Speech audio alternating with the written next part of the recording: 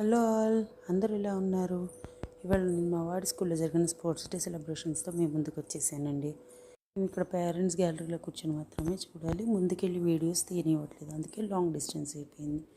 ఇది మా వాడు పార్టిసిపేట్ చేసిన గేమ్.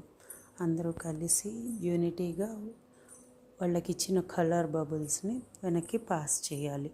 ఆ చివరి కనిపిస్తున్న టెన్స్ ఉన్నాయి కదా, అక్కడ స్టూడెంట్స్ అందరు కూర్చున్నారు. చూడండి, పేరెంట్స్ అందరూ ఎవరికి వాళ్ళ కిడ్స్ పార్టిసిపేట్ చేసి గేమ్స్ విన్ అవ్వాలి, వాళ్ళ కలర్ విన్ అవ్వాలి అనేది. గేమ్ అయ్యాక నా దగ్గరికి వచ్చాడు మా వాడు.